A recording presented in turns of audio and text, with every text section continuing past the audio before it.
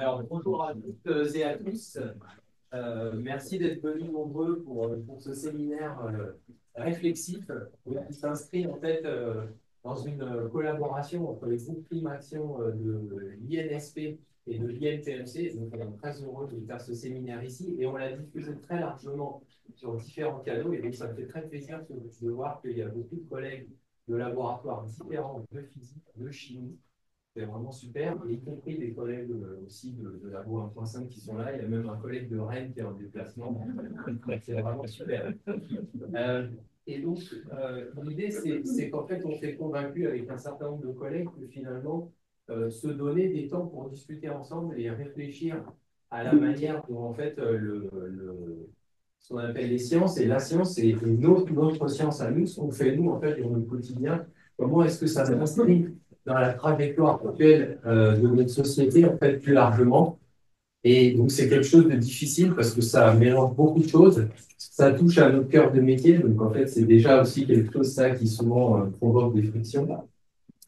Et donc, malgré tout, on pense que c'est vraiment important de le faire. Et donc, ça va être l'objet de ce séminaire-là.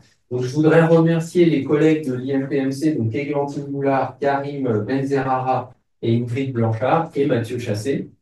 Laurent Coulen et Catherine Bourdon de Filmation.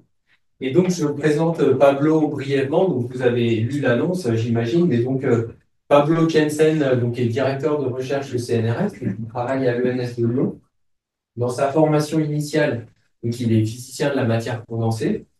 Et il s'est en fait ensuite ouvert en fait à des problèmes sociétaux, environnementaux, et donc il a élargi en fait très fortement ses centres d'intérêt et aussi ses centres de travaux.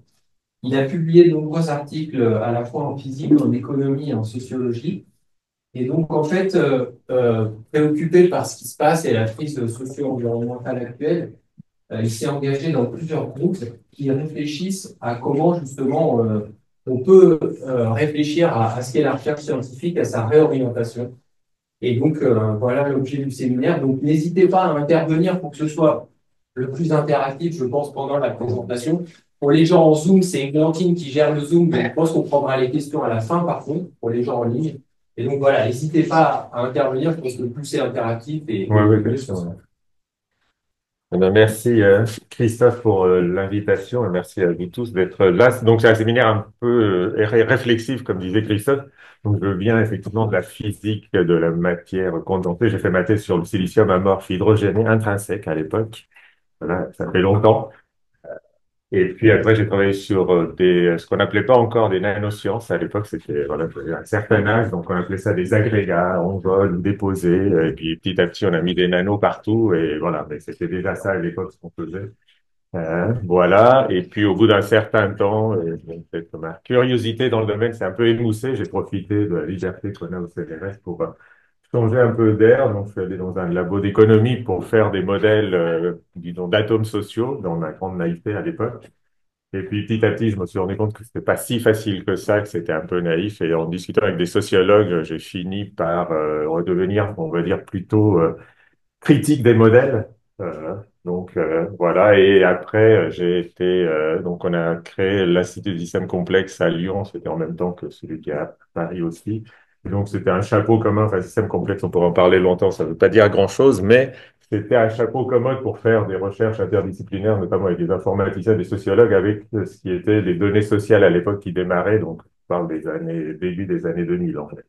Donc le but, c'était d'utiliser mes outils de physicien de modélisation pour traiter des données, voilà, non pas atomiques, mais des données sociales, et bon, avec une certaine, enfin, des limites, on pourrait en parler, c'est pas le but, c'est vraiment aujourd'hui, mais si vous voulez, on pourra en discuter après. Et puis, depuis quelques années, comme bon, pas mal de chercheurs préoccupés par les questions environnementales. Et je me suis dit, quel est le rôle de la recherche et notamment de la physique là-dedans? Donc, ça a été une occasion un peu de refaire un peu un voyage dans ce que j'avais déjà fait comme travail un peu réflexif sur la physique et sur ce que j'avais fait, mais disons à la lumière de l'Anthropocène pour aller vite. Hein. Donc, ça va être des réflexions basées aussi sur ma pratique plus ou moins passé de physicien, en tout cas en physique de la matière.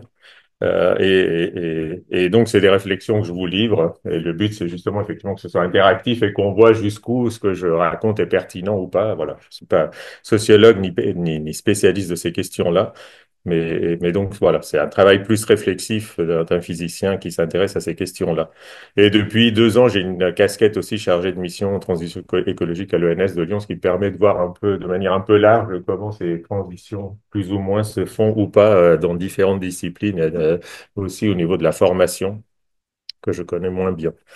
Voilà. Alors, bon, je pense que la plupart d'entre vous connaissez l'Anthropocène, on a entendu parler, donc je vais juste donner deux illustrations rapides qui me semblent résumer pas mal les choses. En bas, vous voyez euh, en masse, donc ça c'est un qui est sorti dans Nature il y a pas mal de temps déjà, mais en vert, vous avez la masse, la biomasse sur Terre. Donc les arbres, voilà, les vivants, etc., etc.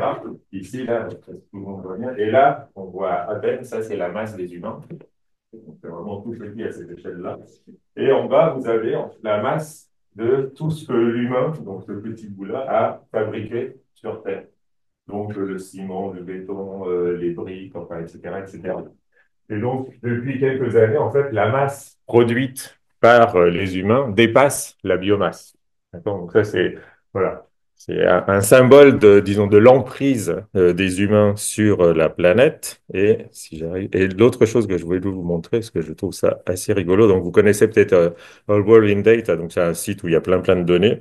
Et donc, je vais vous montrer un petit graphe où on voit un peu comment on a accéléré jusqu'à toucher les limites terrestres. Et mon idée, ça va être de dire que enfin, d'essayer de comprendre le rôle de la recherche là-dedans. Donc, ce que je vous montre ici, c'est un graphique où donc c'est un point qui va défiler et en ordonnée, vous avez le PIB de l'Angleterre. Ok, bon, avec toutes les limites que ça a, parce qu'on va partir de 1300. Mais bon, ça donne quand même un ordre de grandeur. Et puis en abscisse, la population. Ça, c'est un peu mieux connu. Donc voilà, il y a plein de... Mais c'est les ordres de grandeur qui m'intéressent et ça, je pense que ça marche à peu près. Donc ce que vous voyez ici, on est en 1300 à peu près, 1300, 1320. En gros, on a une sorte de marche aléatoire, pour parler en jargon un peu, on dirait. Et puis, donc de PIB et habitants, puis il y a la peste qui arrive en Europe, là, vous avez reconnu 1300 et quelques. Donc ça décime la population, ça divise par deux. Bon, les axes sont pas très clairs pour la population, je sais pas pourquoi. Et bon, voilà, et vous savez, voilà, une année bonne et une autre non, ça oscille un petit peu, il y a des bonnes, mauvaises récoltes, donc la richesse change un peu d'année en année, de toute façon, on doit être dans les barres d'erreur, mais la population augmente petit à petit. Voilà, on est en 1500, on va dire la Renaissance à peu près.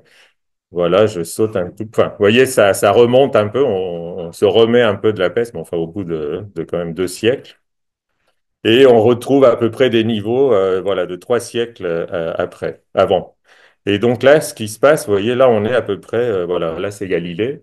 OK, bon, ça ne change pas grand-chose au PIB et à la population, Galilée.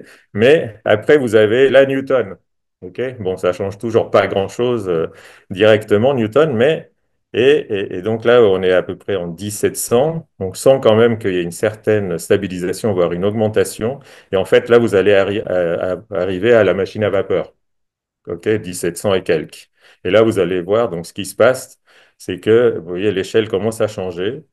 Et donc, à partir de 1760, voilà, 70, on commence à décoller complètement de ce qui avait été en gros l'histoire de l'humanité pendant des siècles et des siècles, en fait. Ok. Donc, un truc où, voilà, on avait une certaine richesse par habitant, une certaine population, mais ça changeait pas beaucoup. Et donc, là, vous voyez, on est en 1870, on voit à peine ce qui était la richesse et la population. Donc, des deux côtés, en fait. On gagne aussi bien en richesse que en population. Et donc, même la Première Guerre mondiale et la Deuxième Guerre mondiale, vous allez voir, ça fait des petits, malgré leur importance, ça fait des petits creux, mais ça, globalement, on voit qu'il n'y a aucun ralentissement. Et donc, je trouve ça assez, voilà, c'est assez neutre, on va dire. C'est juste deux chiffres en fonction du temps. Mais ça vous donne, enfin, en tout cas, moi, ça m'a semblé intéressant comme manière de figurer et se donner un peu de chair à cette idée de grande accélération. On a complètement changé de monde, vous voyez. On est dans un monde totalement différent aujourd'hui. Bien. Donc, ce que je vais essayer de faire là aujourd'hui, c'est de discuter du rôle de la recherche, et notamment en physique, mais en gros des sciences expérimentales, hein, les sciences humaines sont un peu différentes. Donc, quel est le rôle de la recherche dans le passé et quelle science pour le futur? Donc, je vais parler du passé, du présent et un peu du futur. Et j'ai besoin d'un petit prélude épistémologique pour vous raconter, quand même, en gros, pour me donner un peu d'air, pour quitter l'idée qu'on fait juste que découvrir le monde de manière neutre. Parce que si on part de ça, en gros, après, on peut pas faire grand-chose, il me semble. Donc, on pourrait passer les 2 heures, enfin, ou l'heure, pardon, là-dessus. Monsieur, je sais, ça, pardon, c'est l'habitude des cours. Donc, on pourrait passer l'heure là-dessus, mais donc, je suis obligé d'être très, schématique, mais on pourra y revenir si vous avez des questions. Donc, quelle est un peu la position standard dans laquelle on a été formé? Enfin, en tout cas, je parle pour moi, mais la plupart des physiciens, je prends ici l'exemple d'Étienne Klein, mais parce que je pense qu'il symbolise assez bien cette posture un peu standard, qui est que, en gros, voilà, on n'accepte pas alors je cite ce qu'il dit, qu'on liquide la science au motif d'un mauvais usage du monde. En gros, voilà, qu'on critique la science fondamentale à cause des applications qui sont tirées. Et donc, il s'insurge contre ceux qui affirment que la science moderne serait par essence barbare et inhumaine, bombe atomique, enfin tout ce que vous voulez, car en fait, la science est un mode de connaissance exact et idéal qui permet de connaître la nature en profondeur, et donc il convient de réérotiser publiquement l'acte de connaître pour lui-même, sans directement l'associer à ses possibles progénitures matérielles. Ça, c'est le style de Étienne Klein, mais vous voyez enfin, c'est un discours assez qu'on reconnaît bien, c'est-à-dire, voilà, séparons recherche fondamentale et appliquée. Et voilà, c'est la science. Tout ce qu'on fait, nous, c'est on découvre la manière dont le monde est fait. Oui. Ce qui me frappe, c'est en fait Ouais. nos prédécesseurs au XVIIe siècle, Ouais. Descartes, c'était se rendre Maître maître et et possesseur de la possesseur. nature. Ouais. Donc, Ouais. d'une certaine façon, à partir de quel moment cet Ah, idéal de j'ai dit neutralité qu'on pouvait passer 1 heure. c'est- Ah, ça n'a pas toujours été comme ça, finalement. Chez Descartes, c'était très clair que la ouais. technoscience, c'était Oui, oui, oui, c'était pour se déjà rendre. envisagé. Ben, c'est-à-dire que Descartes, c'est le début de quelque chose, donc il s'oppose à ce qui était.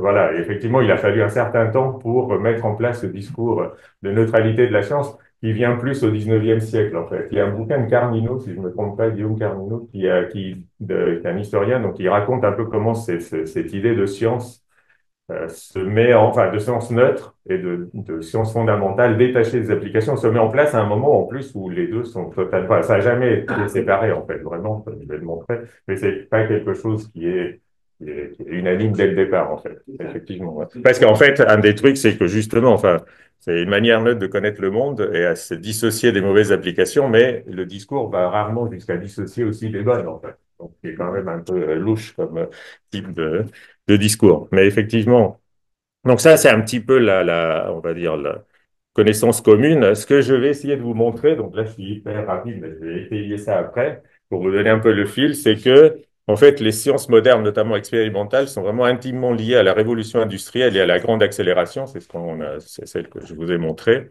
avec l'idée de ce qu'on appelle le engine science. Okay, si vous avez une bonne traduction, je suis preneur, c'est pas évident à traduire, mais voilà. Pourquoi? Parce que, en fait, les sciences modernes vont créer un certain type de connaissances, donc des connaissances évidemment, mais la connaissance neutre comme ça ne veut pas dire grand-chose. C'est ça l'argument. Donc, c'est un certain type de connaissances. La question, c'est pas est-ce qu'elles sont vraies ou fausses. Elles sont vraies, enfin, elles sont opérationnelles, ça ne fait pas de doute, on ne serait pas là. Mais c'est un certain type de connaissances. Et quel est ce type de connaissances? Eh bien, c'est des types de connaissances qui, sous forme de relations stables, si vous voulez, et qui sont capitalisables dans des grands réseaux technoscientifiques.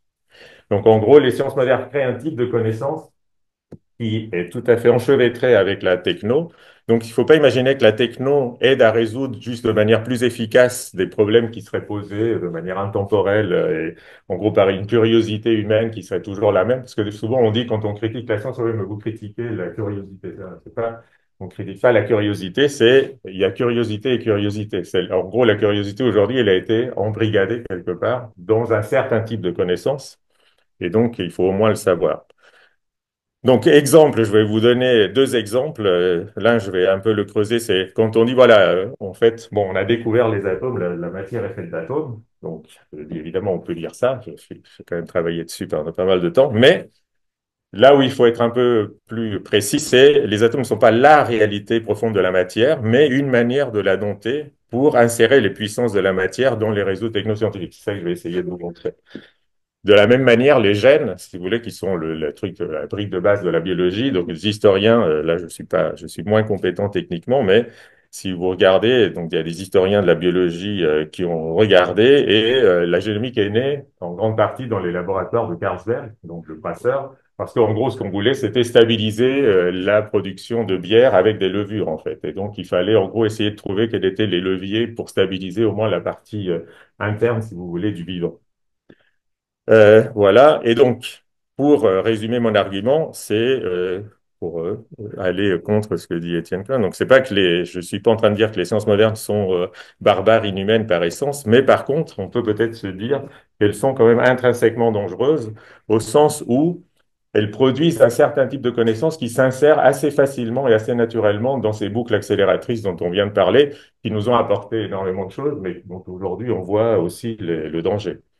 Donc, en gros, il faut apprendre à mieux réguler ce type de connaissances-là. Et donc, ça sera l'objet de la deuxième partie, pour éviter, pour garder le côté curiosité, garder le côté connaissance, le côté moderne. Donc, il y a plein de choses à garder, mais il y a des choses desquelles il faut se séparer, je pense. Et donc, ça, évidemment, je me soumets ça à la discussion collective.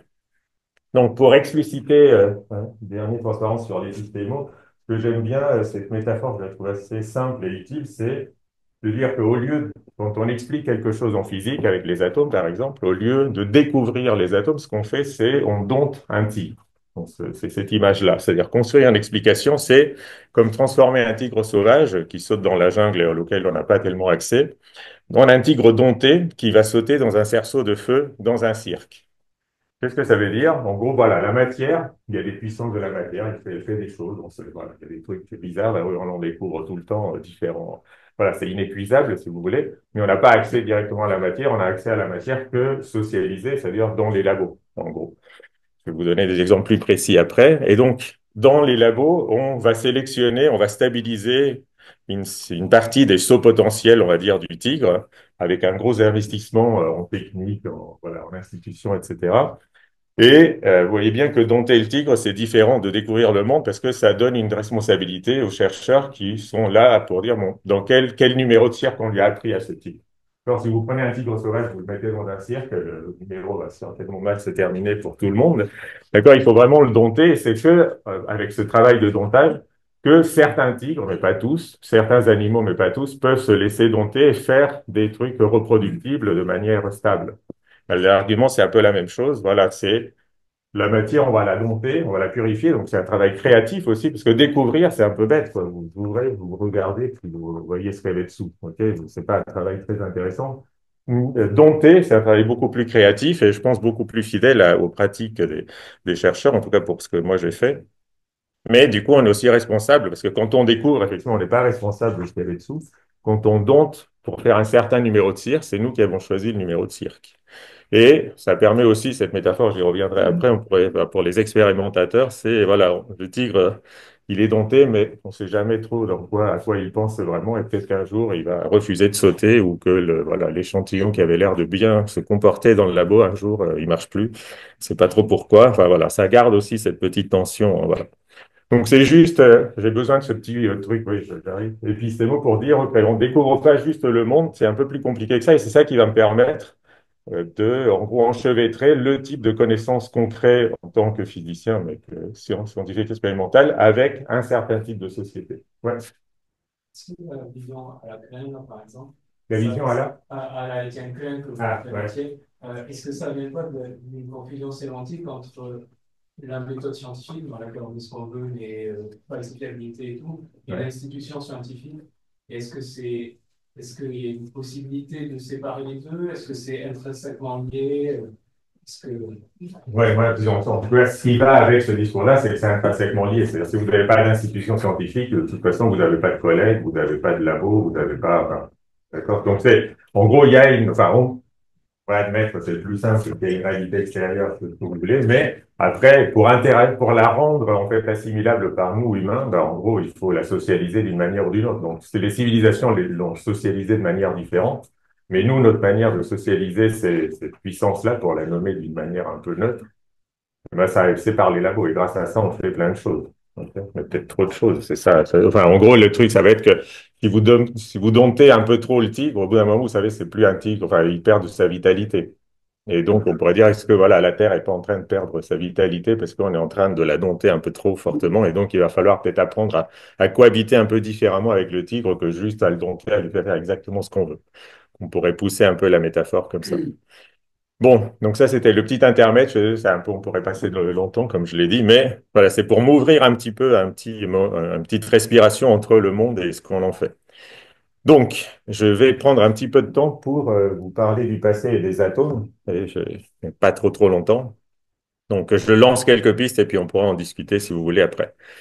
Donc, euh, voilà, on pourrait faire aussi beaucoup d'heures sur qu'est-ce que c'est les causes de la grande accélération. Donc, il y en a plein, notamment le charbon, le christianisme aussi, la confiance dans un monde explicable avec les maths et les explications newtoniennes et la libido-scientie moderne. Enfin, voilà, on pourra y aller aussi si vous voulez, mais aussi la colonisation qui a amené énormément de développement technologique, une synergie entre les artisans et les savants, enfin voilà, plein, mais je vais juste me concentrer sur le lien avec les sciences modernes. Il y a probablement des rétroactions positives là dans tous les sens qui font que ça a décollé en Europe et pas ailleurs en fait.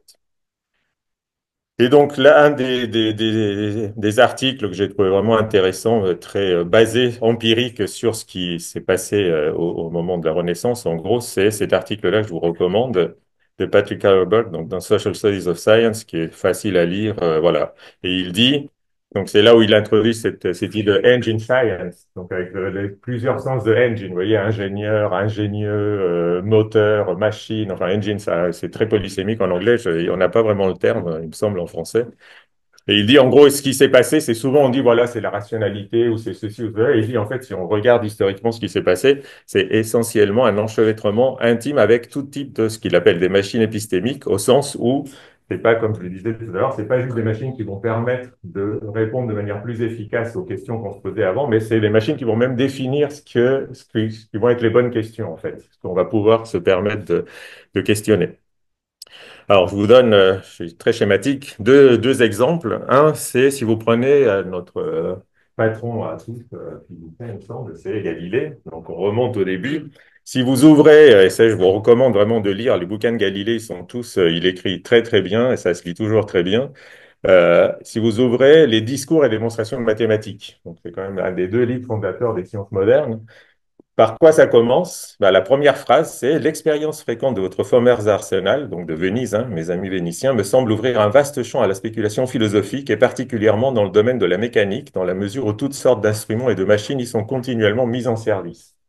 Donc on pourrait dire, oui, bon, il brode pour dire, voilà, commencer le truc de manière pas trop aride, parce qu'après il va y avoir des théorèmes et tout ça. Mais en fait, c'est pas du tout anecdotique. Et en fait, Galilée, si vous regardez ce qu'il fait avant d'écrire et tout ça, eh bien en fait, il est payé par des mécènes, parce qu'à l'université, personne n'en veut, parce que c'est un truc qui n'est pas accepté à l'époque, qui était très aristotélicienne.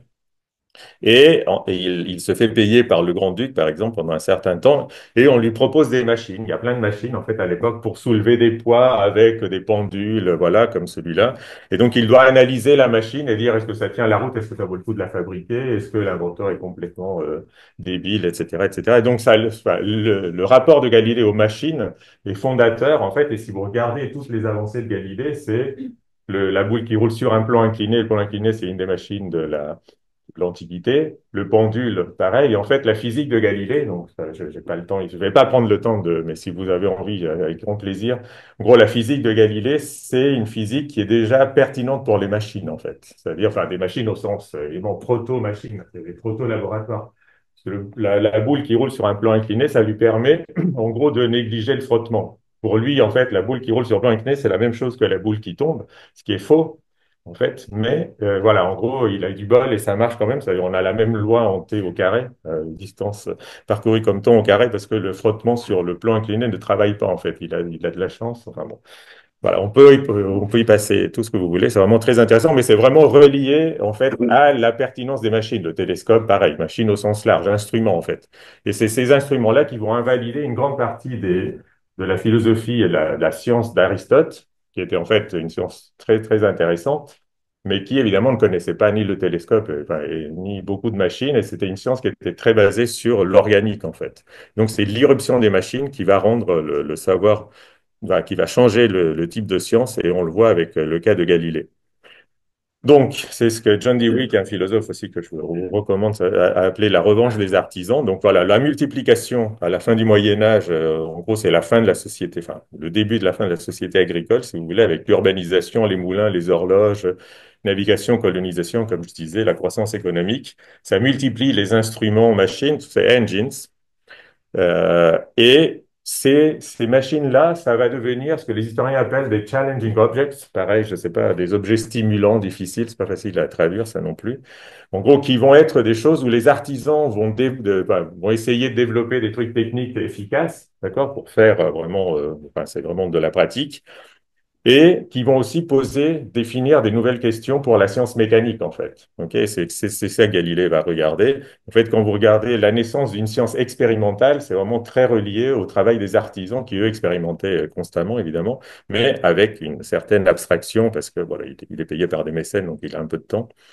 Voilà, et ça donne plein de points de contact entre des connaissances pratiques et théoriques, et ça donne aussi un monde un peu contrôlé. Vous voyez, quand on est avec un objet technique, ben on a un environnement assez contrôlé, c'est un tigre déjà à demi dompté par rapport aux gens qui étudient les plantes à l'époque ou la médecine, vous voyez, où tout est variable.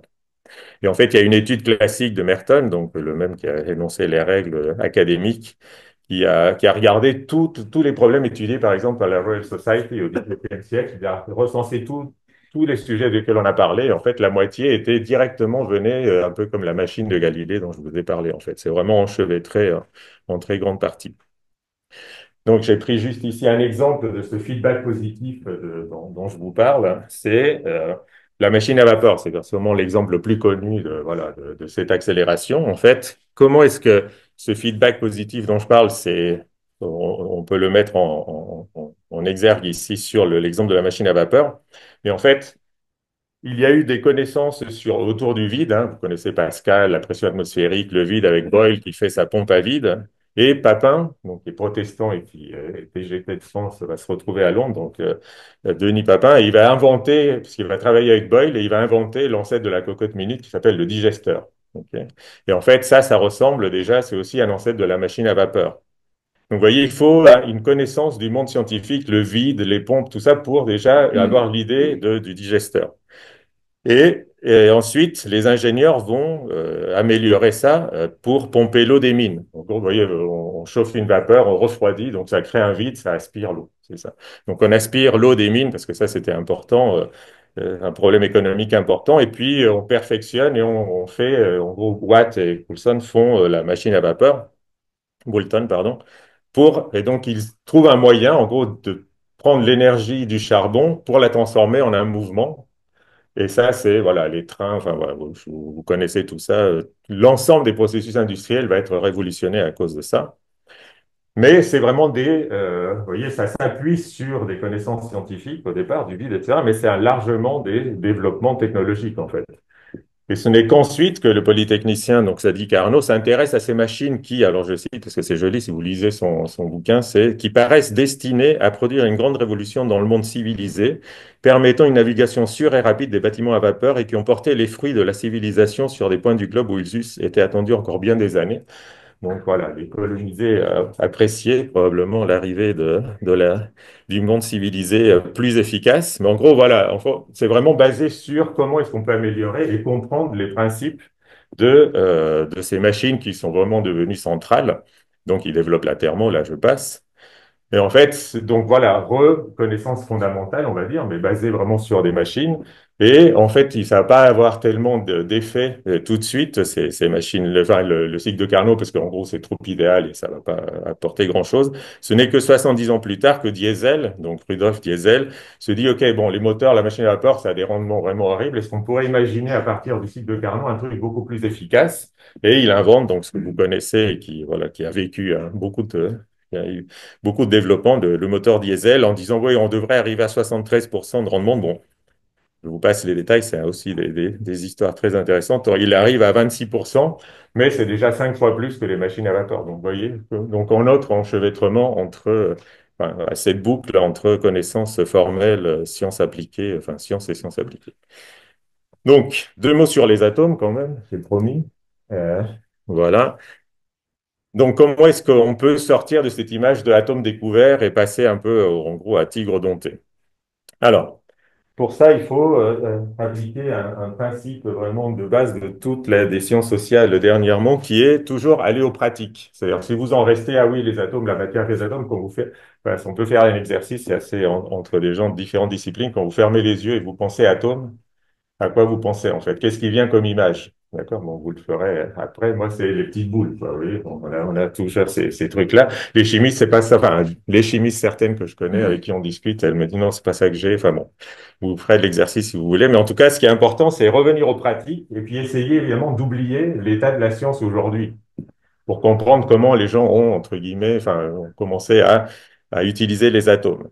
Et si vous faites ça, ben en fait, vous regardez, ben, je sais pas, il y avait une poudre orangée, par exemple, et qu'est-ce qu'on faisait? Ben, on la chauffait et on essayait toujours de se ramener à des éléments qui ensuite étaient stables. D'accord? Donc, dans ce cas-là, si vous chauffez fort, ben, vous obtenez dans un truc métallique et puis un gaz. OK? Et il se trouve que ce gaz-là, bah, ça brûle assez bien, enfin, ça rallume une flamme, et c'est le même que le gaz qu'on trouve en sortant, en dissociant l'eau par électrolyse. C'est quand même très étrange, parce que effectivement, d'un côté, on a une poudre orangée, de l'autre côté, on a un liquide transparent. Enfin, on ne s'attend pas du tout à avoir un lien entre les deux. Ok, et ça, c'est quelque chose qui avait totalement semblé étrange aux gens avant, enfin, avant cette idée d'atome. Et en fait, vous voyez, comme c'est des éléments qui, eux, on n'arrive pas à diviser par la suite, et vous pouvez les chauffer, les électrolyser, tout ce que vous voulez, il se passe rien. Et donc ça, vous retombez sur la définition d'élément stable donnée par Lavoisier. C'est en gros tout élément, élément simple, c'est tout élément que j'arrive pas à casser avec les procédés chimiques que j'ai à ma disposition. Donc c'est un truc pragmatique. Mais comme c'est stable, bah, donc, ça permet du contrôle, en fait. Et donc, la visualisation qu'on pourrait en faire, c'est, eh bien, en fait, l'idée de dire que cette poudre orangée, c'est HGO, c'est ça qu'on va dire après, donc c'est un mélange enfin, un mix de mercure et d'oxygène. Eh bien, en fait, ça vous permet de relier des situations qui, a priori, sont totalement hétérogènes. Et relier ça, ben, en fait, c'est quelque chose qui permet de mieux contrôler les différents matériaux. OK? Pourvu, évidemment, que vous ayez un labo et que vous sachiez faire tous ces trucs-là.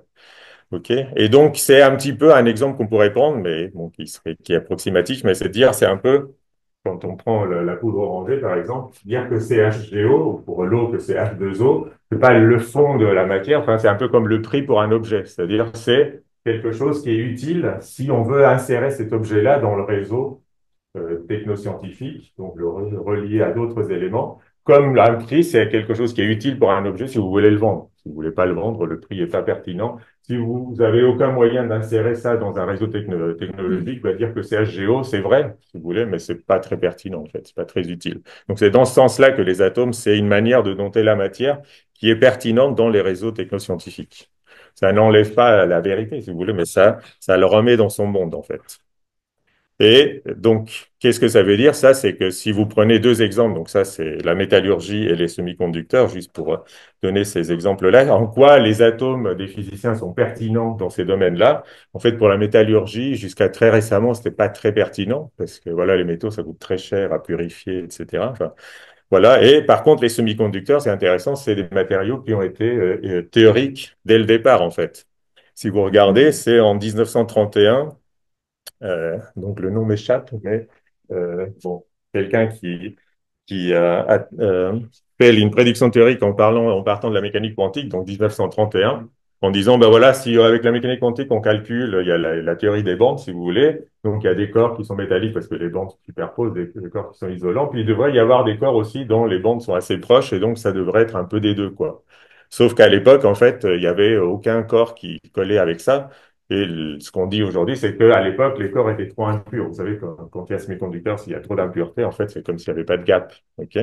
Et donc, mais des gens se basaient là-dessus en se disant, ah oui, s'il y a des corps vraiment dont on peut, vous voyez, c'est encore une connaissance théorique, mais qui est très, très actionnable, on va dire, c'est, bah, effectivement, si on a des corps dont la conductivité peut être changée de manière fine, Ben ça, on pourrait faire imaginer plein de dispositifs. Donc, des gens à la Bell Labs, par exemple, essayent de calculer des amplificateurs, etc., mais rien ne marche. Et en fait, pour que ça marche, il fallait d'abord qu'on réussisse à créer des matériaux suffisamment purs, donc du silicium au départ, avec des recherches sur le radar pendant la Deuxième Guerre mondiale.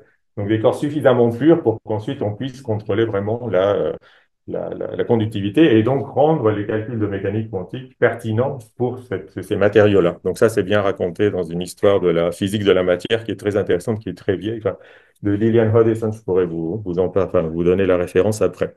Mais vous voyez, aujourd'hui, quand on parle de faire des semi-conducteurs en Europe, on se rend compte que c'est super dur parce qu'il faut des investissements énormes, ne serait-ce que parce qu'il faut aussi purifier, c'est dans des salles blanches. Enfin, technologiquement, c'est vraiment énorme ce qu'il faut. Donc, c'est vraiment du tigre très, très dompté, si vous voulez, là, vraiment, les semi-conducteurs.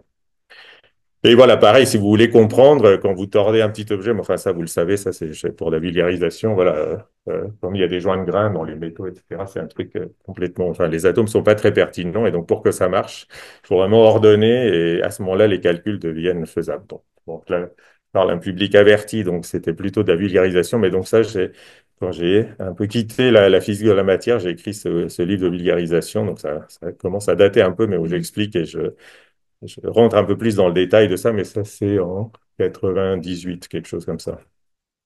Alors, donc, bon, les gènes, j'ai pas le temps d'en parler, donc bon, vous irez lire l'article de Christophe Bonneuil, où on pourra en discuter si vous voulez, mais c'est un peu la même idée, sauf que les vivants, vous pouvez pas les purifier, parce qu'évidemment, c'est un peu brutal comme méthode, donc il faut arriver à les stabiliser d'une autre manière, en fait. Et là, en gros, c'est le génome qui fait ça. Donc, je résume pour garder un petit peu de temps pour la suite. Donc, en gros, les sciences, c'est un message assez banal en fait. Les sciences, comme tout autre type d'activité, sont cohérentes avec en gros les forces dominantes de chaque civilisation. Quand on regarde à grands traits comme ça. En gros, la civilisation organique, agriculture, ça vous donne le savoir d'Aristote qui est vraiment basé sur le vivant et qui est très pertinent pour ce monde-là.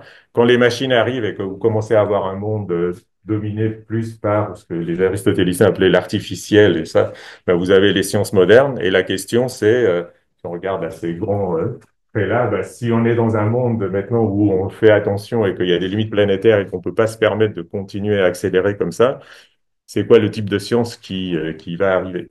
Évidemment, je ne le sais pas plus que vous, mais je me dis, bon, est-ce que c'est une manière intéressante de regarder ça à cette échelle-là? Parce que voilà, la science moderne, le engine science moderne, il y a ce feedback positif et donc il faut arriver à socialiser et donc à essayer de sortir de l'accélération, mais sans tuer le patient, au sens où voilà, on peut pas, enfin voilà, on est dans une civilisation qui est ce qu'elle est et il n'y a pas d'alternative, il me semble. Enfin, on pourra en discuter, hein, mais d'anti-moderne tout de suite comme ça, c'est pas viable à mon avis à court terme dans une planète à 9 milliards d'humains. Donc, en gros, la question, c'est comment est-ce qu'on peut garder voilà, après, c'est des choix politiques, en fait. Qu'est-ce qu'on peut garder de la modernité, l'autonomie, la critique, la démocratie, tout ce que vous voulez, et comment on peut réorienter la curiosité vers d'autres types de connaissances aussi, et quel type de connaissances on veut garder, voilà. Alors, donc je vais passer quelques minutes sur quelles sont des pistes. Donc là, c'est encore plus spéculatif, évidemment, mais on peut se baser quand même sur des choses qui existent. Donc, vous connaissez peut-être l'avis du COMETS, donc du comité d'éthique du CNRS de décembre 2022, qui a été important comme une étape importante parce que il a affirmé en fait que face à la gravité de la situation environnementale, la recherche doit tenter d'évaluer ses impacts au préalable. Donc là, je cite, en se demandant si utiliser ou développer tel grand équipement, accélérateur de particules ou grand calculateur, ou travailler sur telle thématique, etc., est susceptible d'engendrer des impacts néfastes pour la biosphère. Et le parallèle explicite qu'ils font, c'est les biologistes avant, bah, en gros, ils utilisaient des animaux comme ils voulaient, ils faisaient toutes les manips, voilà. Et puis à un moment, les gens ont dit, enfin voilà, ils commençaient à avoir des règles assez strictes sur, bah, alors, pour utiliser un animal, il faut justifier que la connaissance que vous allez produire est suffisamment importante et intéressante pour légitimer de maltraiter des animaux. Donc c'est pas totalement interdit, mais il faut vraiment faire attention. Et donc le COMETS fait vraiment le parallèle avec cette recherche animale et donc dire, ben voilà, il faut un peu avoir le même type d'attitude sur, voilà, est-ce que les connaissances qu'on produit justifient le mal qu'on fait à l'environnement et pas aux animaux, mais à l'environnement. Et dans un bouquin qui va paraître cet automne, donc Nicolas Chevassiot, lui, donc, qui est journaliste, notamment à Mediapart, mais qui a fait sa thèse en neuro, qui a déjà écrit pas mal de bouquins sur les sciences, qui va s'appeler Décroissance. Il dit, en fait, pour la biologie, ça a été une contrainte, mais qui a été créatrice, en fait, au sens où ben, il a fallu faire enfin, avec beaucoup moins d'expérience sur les singes, notamment. Et donc, il a fallu inventer des nouvelles manières. Et ça, d'après lui, bon, en tout cas, c'est un argument qu'on aime bien. Ça a été, la contrainte a mené à plus de créativité, en fait. Donc, vous verrez dans son livre s'il vous convainc ou pas, mais voilà, on comprend l'argument. D'autres choses, donc certains d'entre vous connaissent mieux que moi Labo 1.5, donc bon, je suis ça un peu loin, mais c'est assez intéressant. Donc c'est ce qui me semble intéressant là-dedans, donc c'est que en gros, ça vise à réduire l'impact. Donc vous savez que le CNRS a calculé, on est à 14 tonnes par agent et par an, par agent, hein, pas par chercheur, par agent, j'ai vérifié, par chercheur, enfin par agent et par an, pardon. Donc, en gros, si on est Labo 1.5, on doit être dans les clous de l'accord de Paris. Bon, ça va vite. C'est pas très vieux, Labo 1.5, mais il y avait encore la fixation sur l'accord de Paris. Et en gros, on va dire, l'ordre de grandeur, on doit passer de 14 à 1 tonne, si on veut respecter ça. OK? Bon, voilà, c'est vraiment un ordre de grandeur, c'est pas 10%. Et donc, ça change la représentation de la recherche, je trouve, c'est-à-dire de calculer, voilà, c'est des chiffres, c'est quantitatif, c'est objectivable, voilà, l'impact est vraiment fort. Et notamment, ce qui est intéressant dans le travail de Labo 1.5, ça a été de se défocaliser des voyages en avion, qui était vraiment le truc qui a obsédé tout le monde, pour montrer qu'en fait, c'est bien plus grave que ça, que c'est les achats, en fait, qui sont largement, donc au CNRS, c'est 80%, je crois, de cet ordre-là, de l'impact, c'est les achats. Donc, c'est vraiment le cœur des activités.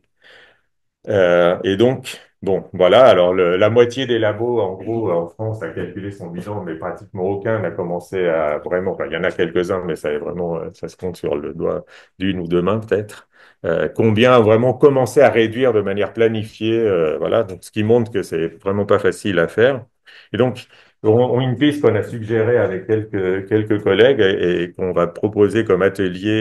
Il y a une rencontre entre les ATCOPOL, donc c'est des collectifs de chercheurs préoccupés par ces questions-là qui aura lieu à Toulouse en juillet 25, c'est est-ce qu'on ne peut pas renverser et au lieu de laborieusement se dire voilà comment j'arrive à réduire de 1 ou 2% en faisant ceci, etc. Est-ce qu'on peut essayer de prendre aussi de manière complémentaire le problème par l'autre bout et se dire bah, supposons qu'on ait 1 tonne, contrainte créatrice, voilà, c'est quoi la physique intéressante qu'on peut faire à 1 tonne, ou la chimie, ou la biologie. Voilà. Donc, on va se poser cette question-là, à laquelle on n'a pas la réponse, évidemment, mais si, voilà, collectivement, peut-être qu'on aura des pistes pour réfléchir. Donc, je vous invite, vous pouvez aller regarder sur le site de Sciences Conf, là, ça s'appelle Réparer le futur, je crois. C'est ça le titre de la conf des ATCOPOL. Voilà, donc après, voilà, là je vous livre un peu en vrac, hein, parce que c'est pour lancer des pistes et vous faire connaître des choses si vous ne les connaissez pas. Donc on peut imaginer, disons que comme piste au niveau individuel, ce qui me semble important, c'est vraiment pousser tous les collègues vers la réflexivité, c'est-à-dire, comme, voilà, peut-être sortir de cette idée de dire, voilà, on produit de la connaissance, comme c'était un truc générique. Donc c'est quel type de connaissance on produit et à qui ça peut servir en fait.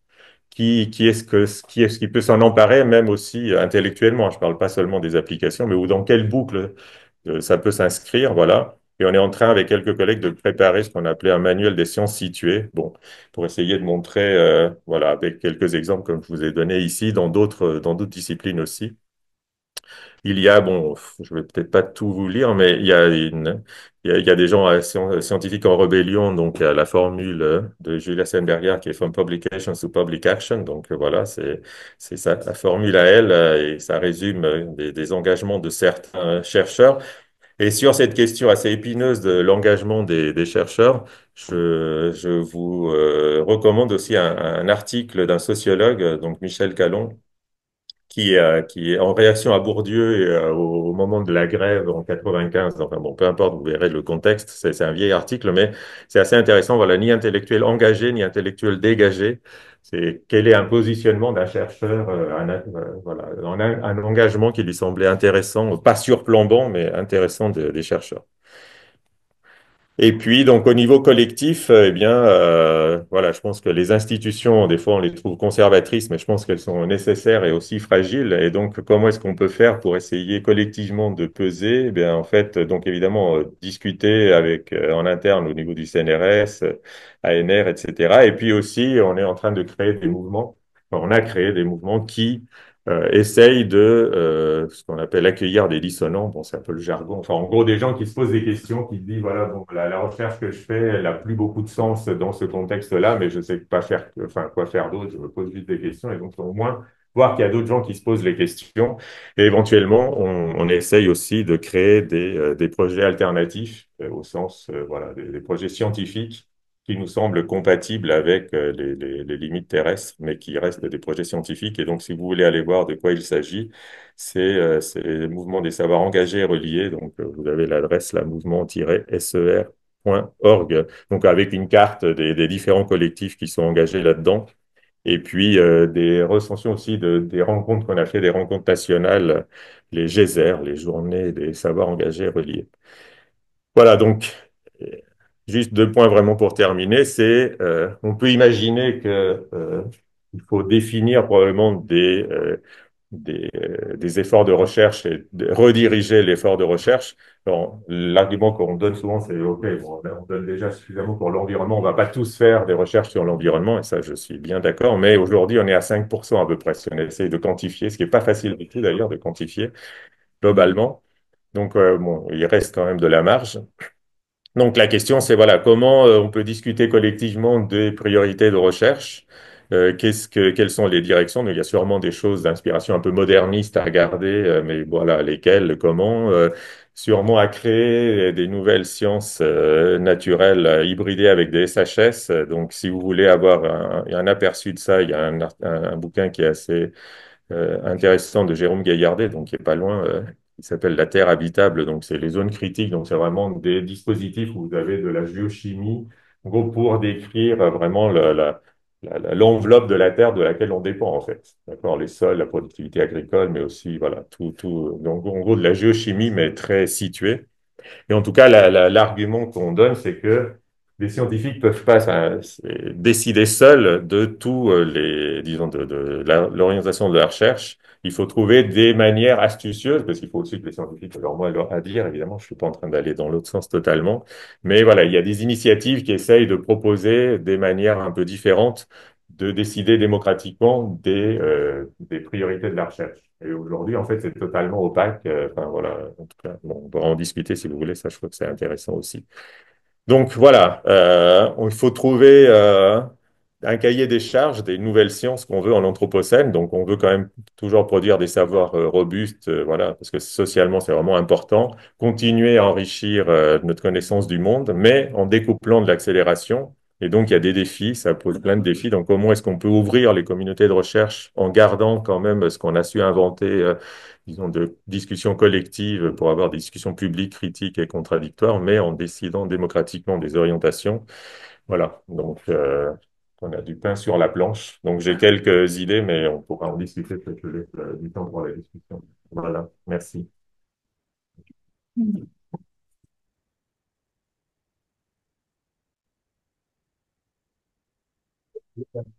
Pablo, donc n'hésitez pas à prendre la parole et puis à réagir, à poser des questions, à tout ce que vous avez à dire. Max? Oui, merci pour Ouais. l'invitation. Il me semble que dans la présentation, il y a trois volets Mhm. qui sont, on peut séparer clairement dans le contexte, il y a les gens politiques.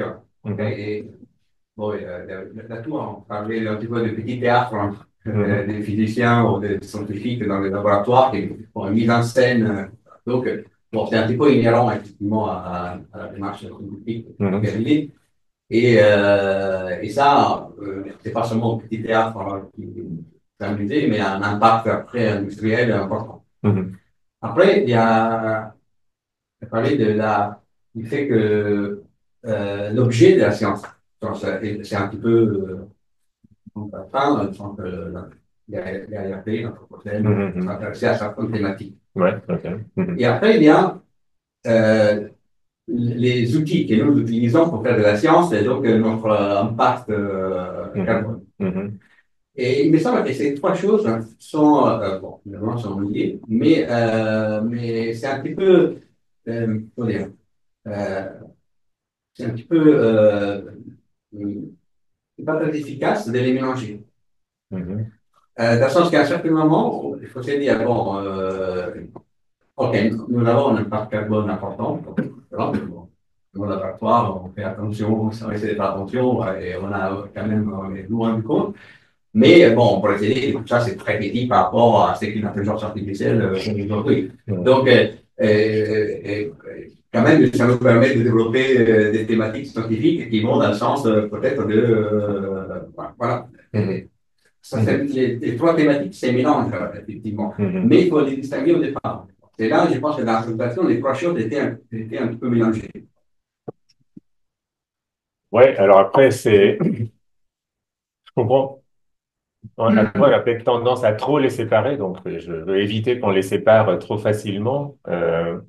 J'entends conceptuellement hein, les trois choses, mais en même temps, dès qu'on se pose des questions un peu concrètes, j'ai l'impression que tout se remélange quand même. Enfin, comme vous disiez,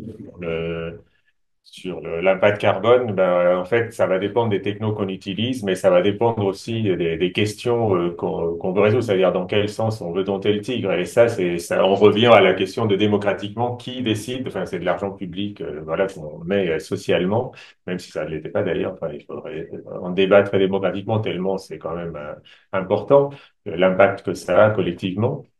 Eh bien, en fait, comment on va décider de ça? Qui va en décider? Désenchevêtrer, ça va pas passer, enfin, ça va pas se faire sans des discussions comme ça plus larges que celles de la communauté. Donc, quel est l'inconvénient, en fait? Du coup, peut-être que je renvoie la question, parce que j'entends, mais je vois pas quel est l'inconvénient concrètement de mélanger les trois, par exemple. Par exemple,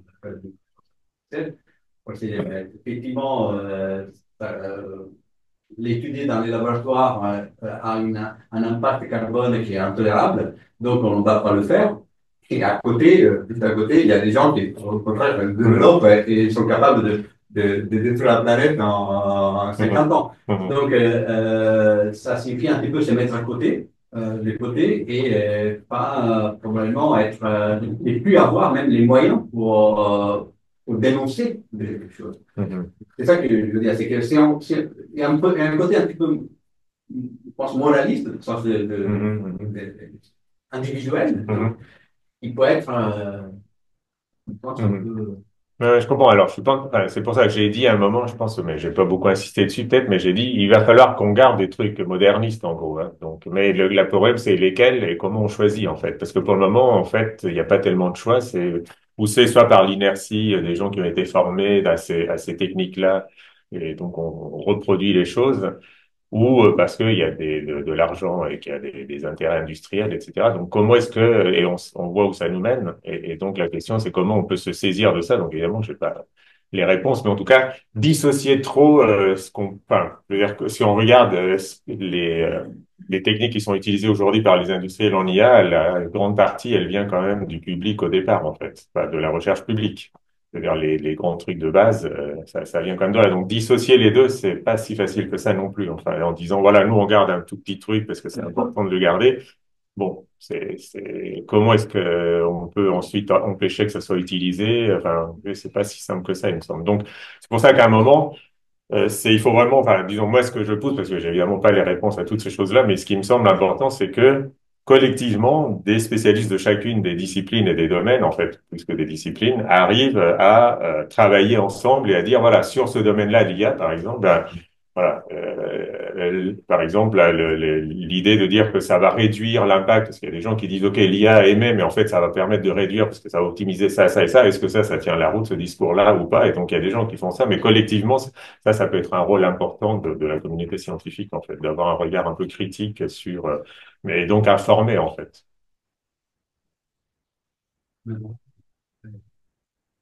Oui, j'étais intéressé par la mention qui était faite dans l'exposé à John Dewey. Oui, très rapide, ouais.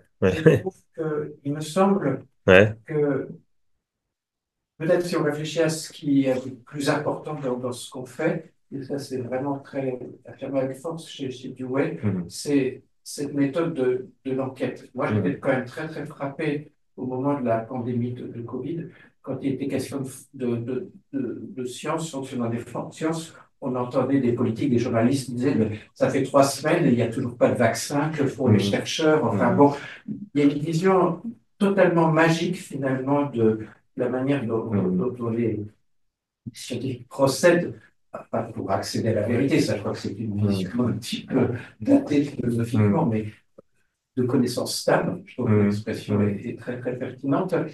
Et je pense aussi, on voit à quel point le dessin de la démocratie est lié à l'acceptation par un large public ou au rejet par un large public de cette méthode de l'enquête. C'est-à-dire que on voit que le rejet de la démocratie est lié au rejet de toutes les conclusions du GIEC, quelque chose vraiment, enfin c'est frappant, cette espèce de galaxie. Et ce qui est très nouveau, en fait, moi je trouve que c'est frappant quand même ce qui s'est passé aux États-Unis il y a 2 mois, c'est que la Big Tech a clairement choisi son corps. Donc, alors, moi, je ne suis pas impliqué dans l'IA, j'ai aucune vision si c'est bon, si c'est mauvais, mais je constate que, voilà, peut-être que ce qui est nouveau, et on parle d'apocalypse, apocalypse, ça veut dire révélation, on voit beaucoup plus clair, finalement, euh, toutes ces convergences dont tu as parlé, ça a un sens aussi historique, c'est-à-dire que c'est la bourgeoisie qui a inventé le capitalisme, qui a en gros développé la science moderne, qui a développé la démocratie, le droit. Bon. Donc vous pouvez entretenir certaines illusions que tout convergeait finalement. Là, j'ai l'impression que la convergence est rompue, enfin, en tout cas, c'est manifeste. Et est-ce que finalement, je ne sais pas si la science doit survivre ou pas, mais ce qui serait dommage, c'est que cette méthode de l'enquête, moi par exemple, j'étais frappé aussi pendant la Convention citoyenne sur le climat, la qualité des débats. Enfin, c'est-à-dire des gens, il y avait quand même des chauffeurs routiers et puis des militants écolos qui ont réussi à se parler. Donc, mais effectivement, est-ce que c'est pas ça qu'on a de plus précieux et mais actuellement, nos sociétés sont dans une attitude de rejet par rapport à cet héritage. Oui, donc là, ça nous emmènerait de manière très large, effectivement, sur l'échec un peu du projet, effectivement, enfin, voilà, bourgeois, capitaliste, etc., effectivement, la croyance dans le progrès, enfin, tout ça qui a produit énormément de choses et qui aujourd'hui se heurte à beaucoup de limites, mais bon, les limites planétaires aussi, en fait, ça fait partie aussi de la crise, mais il y a pas que cette chose-là, donc, alors peut-être juste pour revenir sur un point précis, c'est Convention citoyenne, c'est un projet qu'on porte avec donc une association qui s'appelle Science citoyenne, justement, qui pousse beaucoup pour ces conventions citoyennes. Et donc on a réussi à convaincre quelques députés. Alors, évidemment, dans les situations actuelles, ça peut être un peu surréaliste, mais enfin bon, on tient quand même à notre truc. Il y a un projet de loi qui a été déposé en fait pour en gros faire que les conventions citoyennes deviennent un outil de base, voilà, et entre autres pour décider de 10% du budget de la recherche publique. Voilà, on se dit voilà 10%, on fait une convention citoyenne qui donne quelques grandes orientations sur ces 10% là, qui décident de ces choix-là. Voilà, comme une manière de commencer à mettre un peu ces grands choix d'orientation scientifique en débat, voilà, de manière. Bon, c'est des expérimentations en fait, hein, mais enfin, moi je partage disons, l'idée avec Dewey de l'enquête et de tout ça, voilà. Alors, donc, on pourra en discuter aussi après si vous voulez, mais donc on est d'accord, il y a des choses à sauvegarder, voilà. Mais il y a des ennemis assez puissants en face, donc effectivement, il ne faut pas jeter le bébé avec l'eau du bain. On est d'accord. Il y avait une question dernière d'abord. Oui, j'avais une question sur, enfin, une remarque et une question sur la partie donc, que tu as parlé de l'implication des différents acteurs de différentes échelles dans les décisions qu'on doit prendre, dans la manière de changer notre travail. Ouais. Tu as parlé de l'échelle des chercheurs, des laboratoires, Mm-hmm. des institutions plus grandes. Il y a aussi un acteur dont on entend peut-être un peu moins parler dans le travail de la recherche, c'est les maisons d'édition. Mm-hmm. Et je me demandais, effectivement, une maison d'édition, c'est un acteur qui a une responsabilité assez grande, finalement, parce que c'est lui qui va décider ou pas si les produits donc des travaux scientifiques vont être faire ou pas. Et je pense que c'est un acteur qui peut jouer beaucoup sur la quantité de ressources qu'on utilise. Déjà, d'un point de vue, par exemple, de garantir la productivité, parce que une grande quantité de ressources qui aujourd'hui sont pas productives, donc là, au-delà même de l'utilité de la production de la connaissance, on jette juste la source par la fenêtre. Est-ce que donc l'éditeur n'a pas un rôle important à jouer? Est-ce qu'il existe des initiatives aujourd'hui qui cherchent à inclure dans le processus de décision de l'orientation de la recherche Alors oui, il y a beaucoup de vastes sujets. Parce que, mais, en fait, je pense que, voilà, on remet en cause pas mal de choses. En tout cas, on s'interroge, en fait, sur des choses très, très, très hétérogènes aussi, sur lesquelles j'ai pas forcément beaucoup réfléchi avant. Mais juste peut-être deux points sur les éditeurs. Je dirais d'abord que, enfin, tout de suite, ça m'évoque la responsabilité encore bien plus grande des médias au-delà de la communauté scientifique, parce que là, elle est vraiment énorme, en fait, par l'impact. Donc voilà, mais ça, c'est un autre débat, mais disons, c'est un peu aussi, disons, en gros, comme des opérateurs de bonne santé de la démocratie, pour aller vite, et de la réflexion collective. Donc les éditeurs ou de revues ou de journaux ou de télé, etc., ou de réseaux sociaux ont évidemment une responsabilité énorme pour l'entretien d'une dire, communauté un peu de dialogue et d'échange un peu en bonne santé. Donc ça, première chose. Deuxième chose, c'est, alors j'ai moins suivi, mais à une époque, on avait lancé avec des chercheurs, il existe, vous savez, tous ces journaux là, EPI, je sais plus comment ça s'appelle là, en gros, en gros, ce qu'on aime bien dans la communauté scientifique, c'est de dire, voilà, c'est la relecture par les pairs, c'est cet écrantage, on va dire, par la communauté qui fait la valeur, la robustesse des faits scientifiques. Et donc, ça peut être biaisé effectivement par des intérêts de publier vite dans les journaux un peu à fort impact. Enfin voilà, on connaît les motivations, on va dire, de carrière, tout ça et donc des journaux prédateurs. Et donc, il y avait l'idée que la communauté scientifique, vu que c'est elle qui fait tout le travail, elle produit les articles, elle les relie, etc., et que, en fait, avec Internet, bah, c'était assez facile de créer des revues en ligne directement, sans trop voilà, matériellement, il n'y avait pas besoin d'imprimer, de distribuer, etc. Et donc de créer, et ça existe, donc je sais, et selon les domaines, c'est plus ou moins, ça a plus ou moins de succès, des revues coopératives, on va dire ça comme ça, juste tenues soit par des sociétés savantes, soit par des collectifs de chercheurs qui se disent, ben voilà, nous on va créer un journal dans tel domaine, et c'est tout en ligne en fait, donc et c'est gratuit et c'est fait ou alors pas vraiment pas cher. En gros, voilà. Alors, ça néglige un peu des effets, enfin, disons, quand même du travail éditorial qui est pas totalement négligeable, mais on pourrait imaginer une auto-organisation, en fait, de la communauté scientifique pour garantir une bonne santé, on va dire, de cette discussion collective, quoi. Voilà. Merci. Edouard. Oui, pourriez-vous revenir sur votre dernier transparent, s'il vous plaît? Le tout dernier. Oui, Celui-là. oui, voilà, très bien. Donc, vous êtes physicien, vous êtes Oui, un spécialiste de la matière condensée, vous Oui. avez dû y réfléchir. Oui. Qu'est-ce qui, dans les recherches en physique aujourd'hui, Ah. ne vous semble pas relever de ce cahier des charges? Eh Parce que, ben, sans trancher le débat, il ne s'agit pas de oui, le oui, dire, oui, ça ne va ok. pas du tout, mais voilà, c'est. Oui, oui, oui, je comprends. Eh ben, Alors, par exemple, si Ouais. par exemple, moi je pense spontanément en lisant ça aux grands instruments. Donc ITER, le nouvel accélérateur que le CERN va réclamer à grand cri, et puis on va prendre la recherche encore plus fondamentale, LISA, donc un interféromètre. Voilà. Ou Est-ce l'ordinateur que ça quantique, on pourrait est-ce que ça imaginer. peut semble relever de ce cahier des charges ou pas? Et comment on Ben, tranche, quoi? Ah bah oui. Alors, donc c'est pas moi évidemment, mais je peux donner quelques éléments. Effectivement, euh, euh, disons tout ce qui va avec la techno, etc. Donc par exemple l'ordinateur quantique, Paul va citer, mais je vous le cite quand même. Voilà. Là, on se dit bon, est-ce que disons cocher la case savoir robuste, exploration du monde, ça, voilà. En gros, tout va cocher ces cases-là, hein. Effectivement, mais est-ce que ça découple de l'accélération?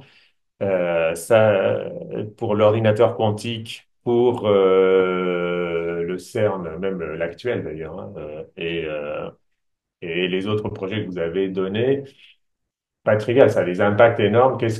Dans quelle boucle, disons, quel type de connaissances pertinentes pour qui on crée en fait, c'est ça. Je pense que c'est peut-être ça la question à se poser. C'est voilà, on va créer des nouvelles connaissances, on explore le monde, mais on va l'enrichir de connaissances qui sont pertinente pour qui? Donc, par exemple, l'exploration spatiale, c'est pas forcément très accélérateur, donc ça peut combler une curiosité humaine un peu large, effectivement. Mais là, la question à se poser, c'est voilà, si on se dit on a un certain budget carbone, bon, qu'est-ce qu'on va privilégier, quoi? Et là, il va falloir mettre en discussion, le budget carbone qu'on va mettre dans la santé, qu'on va mettre dans l'éducation et qu'on va mettre dans la recherche. Et c'est à ce niveau-là, en fait, qu'il va falloir discuter. Et donc, effectivement, on va se dire, bah voilà, on va quand même et je donne des idées comme ça, mais on va sanctuariser parce qu'on pense que l'exploration spatiale, on y tient quand même, c'est super important. Donc voilà, on va faire ça. Et puis bon, la physique des particules, c'est vraiment pas, c'est devenu totalement ésotérique, on n'y comprend rien. Donc ça, on laisse tomber. Par exemple, des choses comme ça. Parce que, disons, si on prend au sérieux l'idée de budget carbone, bah, il va falloir faire des choix. Et donc, il faut que ces choix-là soient informés par les collègues, mais qu'ils soient décidés démocratiquement. Donc effectivement, il va falloir aller les défendre un peu comment, mais en fait, ça ressemble un peu quand on défend le bout de gras au nouveau budget en euros, si vous voulez. Donc, il peut y avoir voilà un deuxième volet de, de choix à faire, mais le plus important, il me semble, c'est la manière dont on va le faire et que ce soit ouvert en fait. Et c'est parce que, vous voyez, quand je disais il faut socialiser les sciences, c'est dans ce sens-là en fait. Il faut vraiment ouvrir parce que sinon on vase clos, on reste entre scientifiques et industrie pour aller vite ou entre voilà applications. Il y a ce danger-là. Et donc voilà, je n'ai pas d'avis tellement à donner plus que ça. Il ne faut pas que ça soit fait que par les scientifiques.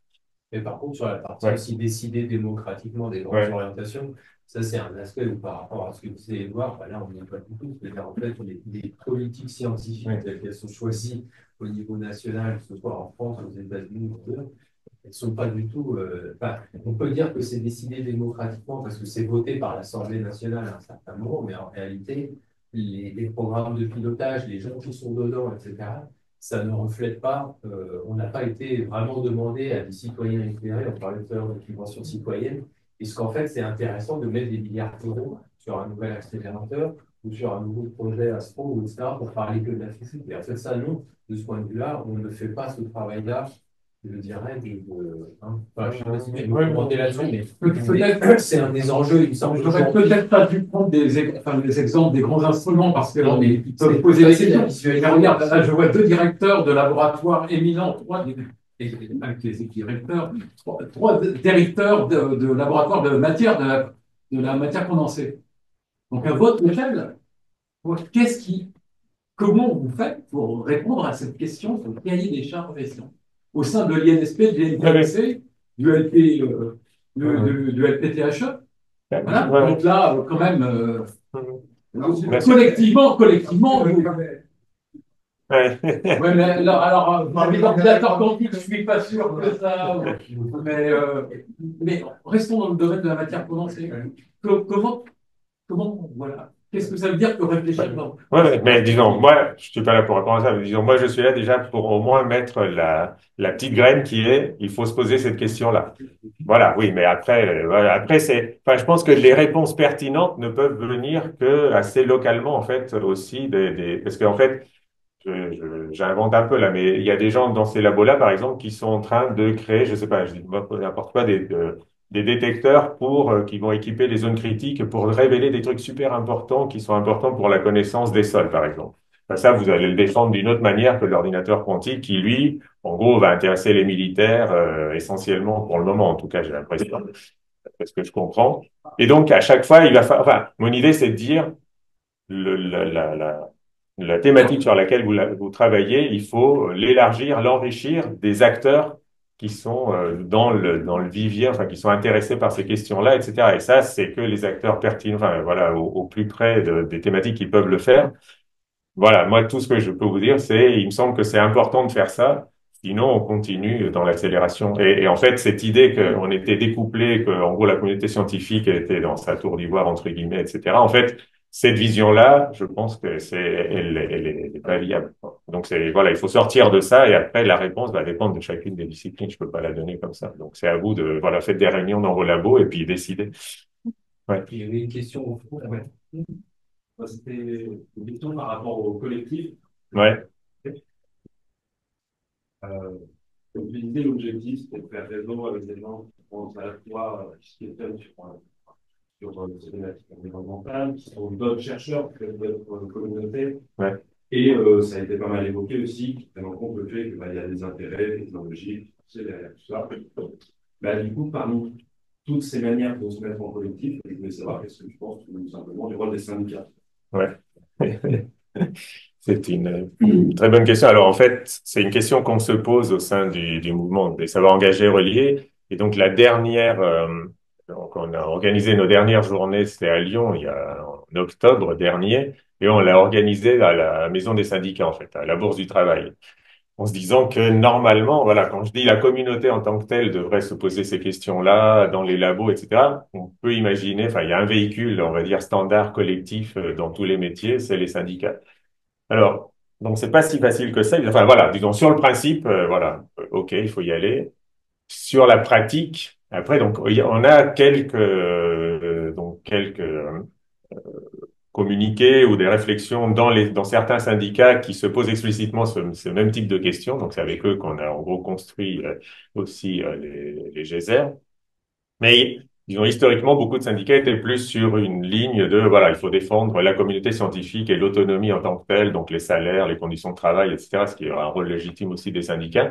Mais vous voyez que là, le message qu'on porte, c'est qu'il faut vraiment élargir ça, voilà, au-delà de la défense un peu corporatiste. Et donc, c'est un message qui, je pense, commence à passer dans pas mal de syndicats. Donc, il y en a, donc on discute avec eux. Je pense que c'est une bonne piste. Mais voilà, c'est encore assez vert, quoi, si on peut dire.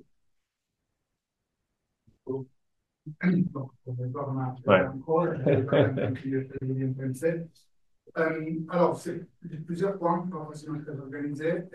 Alors, d'une part, je pense qu'il y a des réflexions en cours dans le laboratoire, nous le nôtre, pour réduire l'impact de l'impact carbone de la recherche. Bien sûr, il faut décider ce qui est facile à faire, et ça ne va pas aller dans l'ordre des 14 des substances, parce qu'il y a quand même déjà, c'est bien des parties des choses qui sont vraiment des gaspillages totalement inutiles.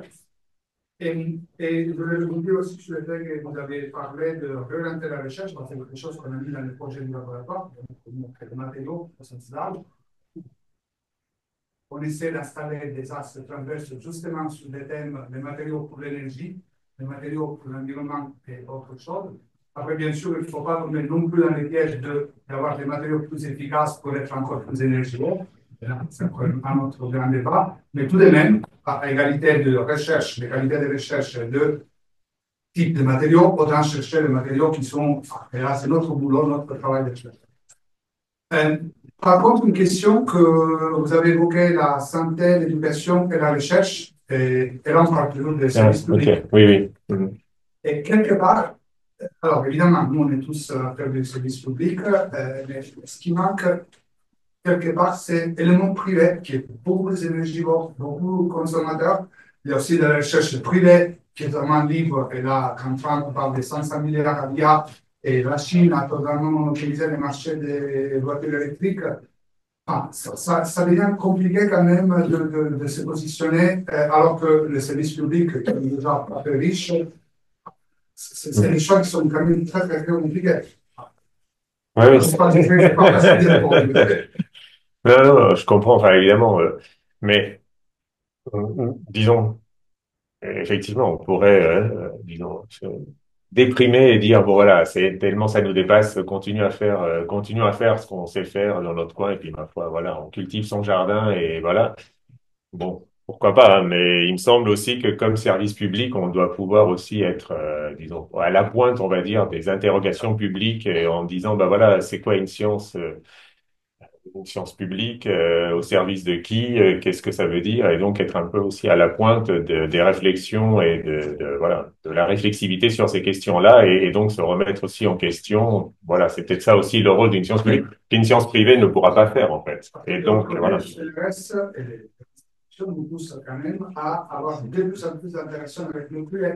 Parce que oui, c'est pas nouveau, c'est ça. le même organisme qui nous dit de baisser notre impact carbone. de l'autre côté, d'avoir des nouées, Oui. des brevets, etc. Oui, après le CNRS, c'est nous aussi en partie, donc on peut essayer aussi de peser. Bon, on parlait des syndicats, on parle des sections. Enfin, moi, je suis dans une section, mais il y en a sûrement d'autres aussi sur les embauches, sur les promotions. Enfin, voilà, disons, le CNRS reste quand même un objet relativement intéressant au niveau autogestion par rapport au reste du monde, quoi, je veux dire, au niveau, enfin, en tout cas, sur une partie des décisions. Et donc, on peut aussi, voilà, peser sur ces choix-là. C'est peut-être ça le rôle quand même d'une recherche qui reste publique, en fait. Et donc, au lieu de, voilà, il faut se dire, il faut être à la pointe, en fait. Je pense après, évidemment, voilà, on a le pouvoir qu'on peut, hein, mais... Alors, il est 12h15, je vous propose qu'on termine à 12h30, comme ça, on reste, on prend encore des questions. C'est rare qu'on ait ce moment-là, donc profitons-en. Donc, une question ici, Lola, ici. C'est compliqué ce que dit Marco. Ouais. Moi, je trouve ça extrêmement complexe de séparer ce qui est curiosité scientifique et application industrielle qui sont en être faite. Pas nécessairement par la même directeur. Donc, moi, je suis un ex-directeur d'un laboratoire de physique fondamentale dans le domaine de la physique quantique. Bon, la physique quantique, ça a des lasers. Les lasers, c'est extrêmement utile dans le domaine de la chimie, etc. Donc, c'est quelque chose, au départ, qui était de la curiosité scientifique et de l'application qui en était faite. Il y avait des bons côtés et des mauvais côtés. Et en fait, ce concept de base qui a été trouvé par les chercheurs, c'est extrêmement difficile de dire non, je l'arrête, cette recherche de base, parce qu'elle a des mauvais côtés. Donc, si on parle vous avez parlé d'ordinateur quantique, je pense que dans l'ordinateur quantique, il y a du bon et du mauvais. Mais c'est clair que les mécanismes d'implication quantique, parce que la base de l'ordinateur quantique, ça conduit à la cryptographie quantique, qui est évidemment peut servir pour les militaires, mais ça conduit aussi à plein de choses qui sont faut étudier de nos jours encore. Hein, et le management, encore des choses qui sont en étude, des choses qu'on cherche à comprendre. Est-ce qu'il faut arrêter ça parce que dans 20 ans, on ne sait pas trop si ça va avoir du bon ou du mauvais. Je ne vois pas comment découper les deux mécanismes si on n'a pas quelque part l'aide, par exemple, des industriels, pour dire nous, on arrête des applications technologiques et pas. Oui, non, je suis pas en train de dire que de faire quelque chose, enfin, ça va tout résoudre, loin de là, mais il me semble que, alors, la difficulté, là, je suis d'accord avec vous, disons, la difficulté des choses, c'est que, disons, c'est ce que j'ai voulu mettre là dans la métaphore un peu simple, qui est pas jeter le bébé avec l'eau du bain. C'est-à-dire que, voilà, on est effectivement depuis la modernité, donc il y a des choses qu'on veut sauvegarder, mais voilà.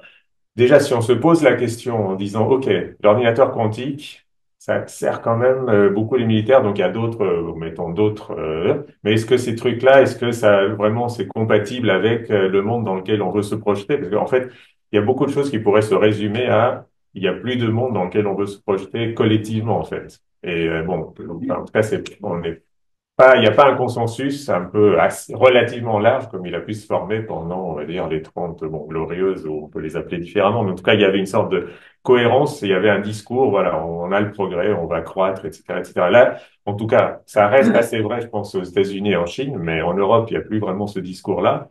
Et donc, parce que répondre quelle science on veut, c'est aussi quel monde on veut, en fait. Et donc, est-ce qu'on veut un monde où on va avoir beaucoup de puissance de calcul parce qu'on en a besoin pour optimiser ceci ou cela? Est-ce qu'on veut un monde où on se dit, ah ben non, là, vraiment, ça va pas passer comme ça, il faut limiter les trucs modernistes à certaines choses sur l'alimentation parce qu'on voit que ça, on va vraiment se casser la gueule. Enfin, voilà, moi, c'est des questions trop vastes, mais en tout cas, mon message, c'est juste, voilà, quand vous travaillez sur le quantique, au moins ayez en tête ces questions-là et pour se dire, bon, voilà, quel monde je suis en train de contribuer à créer. Et on peut jamais être complètement sûr, mais bon, selon les domaines, il y a quand même des grandes tendances et au moins, il faut assumer, enfin, voilà, il faut assumer ces choix-là et se rendre compte aussi, en fait, qu'on est héritier d'un monde où, effectivement, enfin, si vous regardez tout bêtement les postes au CNRS, par exemple, vous voyez, enfin, il y a un département SHS, et, enfin, un institut, et puis bon, plein d'autres instituts, et le nombre de postes SHS est ridicule par rapport au nombre de postes. Enfin, moi, je suis en CIV 53, donc c'est sciences et société. On a 3 postes. Il y a encore, je sais pas, mettons, entre 5 et 10 postes pour la physique des particules, mettons. Bon, et alors que là, on est en sciences en société, donc bon, on peut s'interroger. Bon, est-ce que globalement, c'est ça, enfin, c'est ça le plus efficace pour dire, voilà, on va faire une science qui soit globalement intéressante collectivement.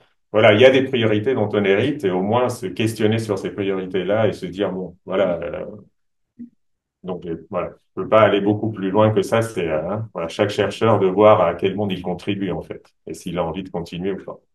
Ok, il y avait Lola, ici, et après. Euh, Moi, je travaille dans le sciences de matériaux et de métallurgie, qui est un domaine qui est très orienté en fait dans les applications, pour plein de raisons, pour la raison de financement, de recrutement, de publication, etc.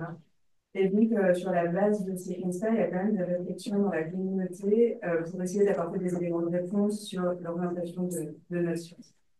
Et il y avait eu une présentation de Michel Pérez qui a mis ça à Lyon, Ah oui, ouais. qui a travaillé avec des économistes sur la notion d'élasticité de prix et de quantifier l'effet rebond avec des indicateurs économiques. Et en fait, on peut un petit peu savoir, en fonction de nos développements scientifiques puis technologiques, essayer de prévoir un effet rebond. Et j'ai trouvé que c'était vraiment intéressant parce que lui suggérait, enfin, c'était pas du tout un conseil qu'il donnait aux scientifiques, mais enfin, il ouvrait la porte de choisir des domaines applicatifs, puisqu'on est sur des sciences plus orientées, qui auraient un effet rebond anticipé plus faible. Et voilà. Et donc, d'essayer dans ce cahier des charges de nous procurer une croissance infinie et voilà, etc.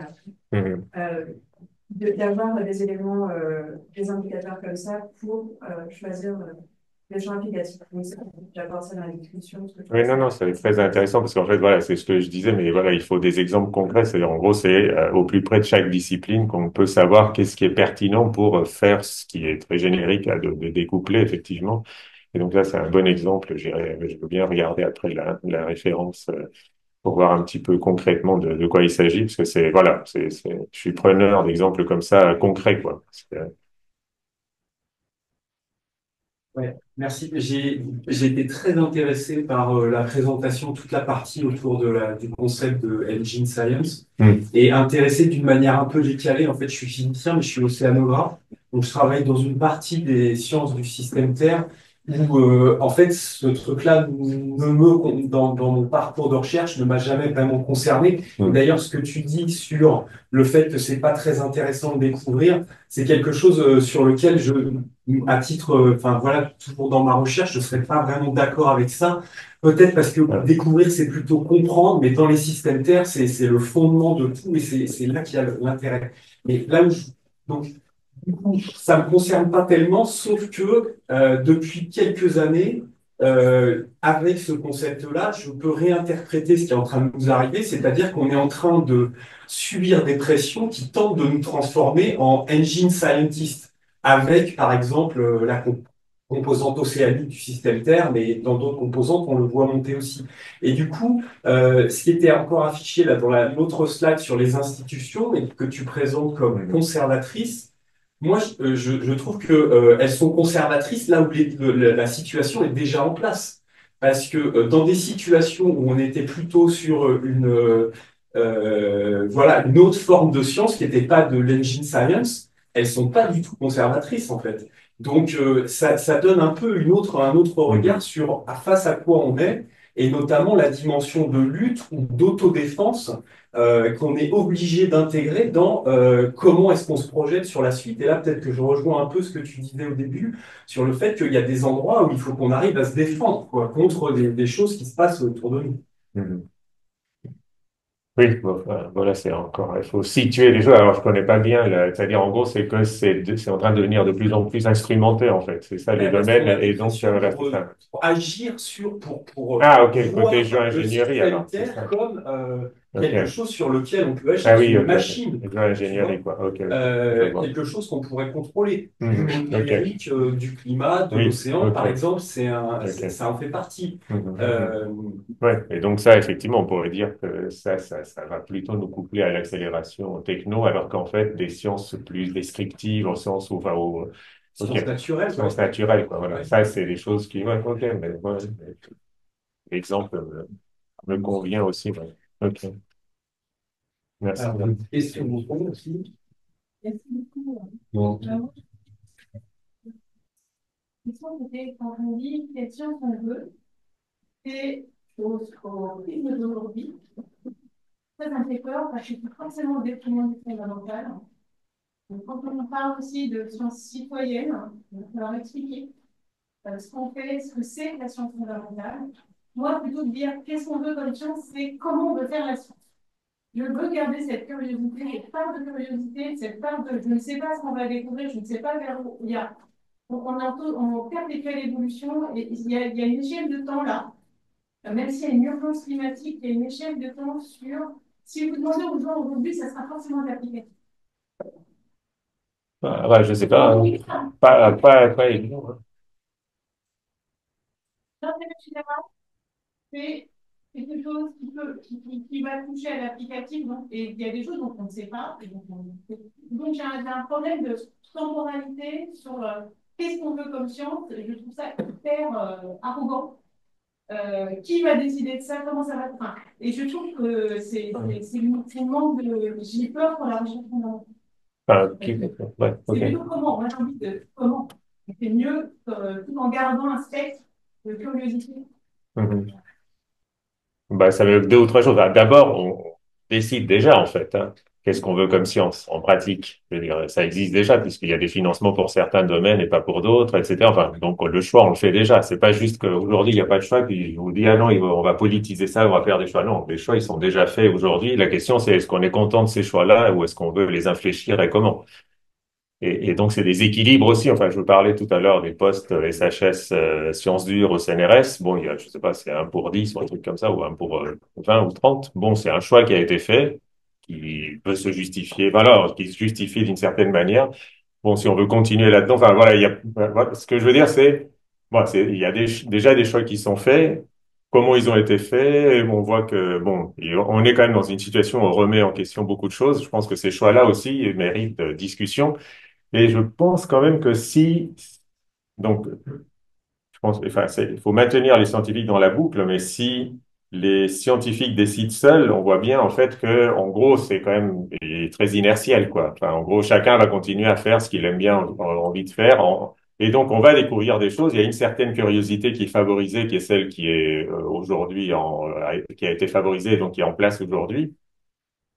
Mais donc, je dis toujours, enfin, il faut garder la curiosité. Je dis, mais curiosité, c'est un mot très, enfin, vous voyez, on peut le mettre, enfin, il y a beaucoup de curiosités différentes. Ok. Et donc, on favorise aujourd'hui un certain type de curiosité qui est celle, la curiosité qui pousse à chercher, voilà, des trucs mathématiques, des trucs purifiés, des choses comme ça, bon, qui, effectivement, ont un rôle à jouer, etc. Mais, voilà, mon intuition, c'est que ce rôle-là est trop grand aujourd'hui par rapport à l'état de la planète, cette curiosité-là, mais ça, c'est mon choix à moi. Et la question, c'est comment est-ce que démocratiquement, enfin, déjà, on peut, voilà, au moins convenir du fait qu'il y a des choix qui sont faits, que la curiosité, il existe plein de curiosités différentes, plein de types de connaissances différentes.